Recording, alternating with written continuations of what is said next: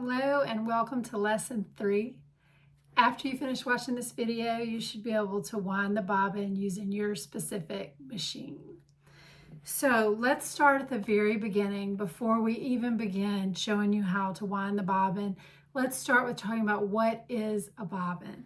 So these are bobbins. I have two here. One is plastic and one is metal. They have holes at the top and bottom. And a good thing to know is that there is no right side. They can go either way into the machine when you're threading it. A couple other things that we need to talk about before we actually wind the bobbin is you need to make sure that your sewing machine is turned on.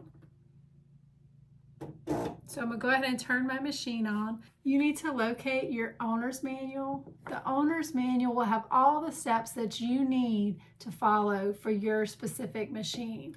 Go ahead and locate that and read through the steps before we get started.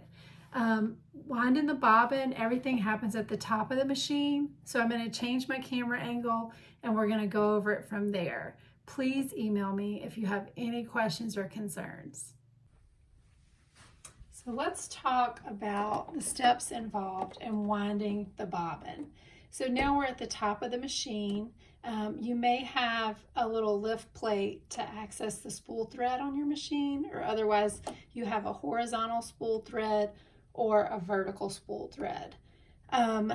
If you have any questions about your specific machine, please send me an email with the make and model, and I will try to walk you through any help that you need to wind the bobbin for your specific machine.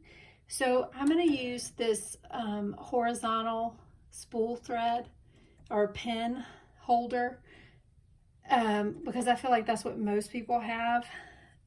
I always make it so that the thread is going to come off clockwise.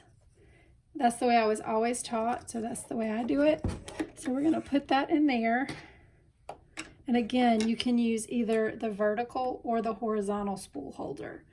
And then you're going to take and you're going to go to the bobbin winder stud, and you'll see there's arrows on the machine. And these two pieces of equipment are only used for winding the bobbin.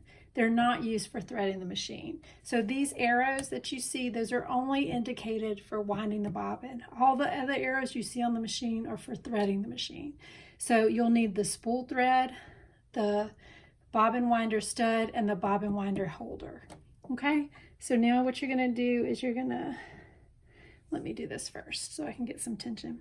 You're going to take your empty spool and you're going to take the thread and go to the inside. Go through one of the holes in the inside. And then you're going to pinch it and hold it and then wind it a little and get it started.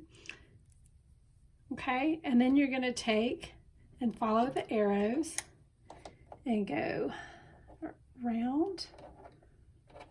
Let me get some tension. So I'm going to hold it tight so I can get some tension to pop it in. And then you're going to go around. Let me make sure you can see that really well. So see, I went around this way and then snapped it into place. And you need some tension to make it tight.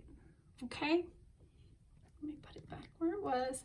And then what you're going to do, so we started winding the bobbin a little to get it started.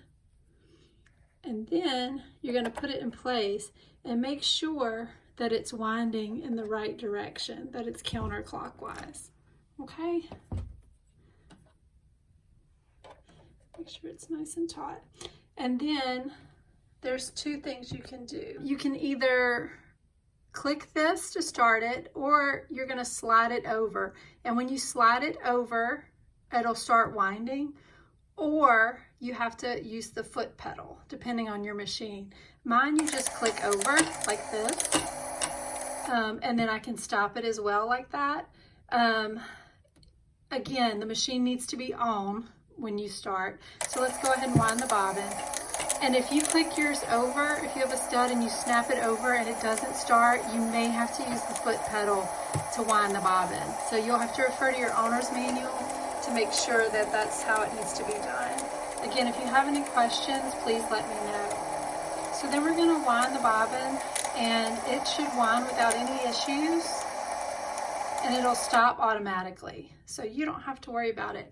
So you can either click it over when it's done winding, or mine has a little cutter here and I cut it. Otherwise you just need to cut it with scissors. And then you have a fully wound bobbin. The next step we're going to do is threading the machine. If you have any questions about threading the machine, winding the bobbin before we move on, please email me, because we have to have a fully wound bobbin in order to thread the machine.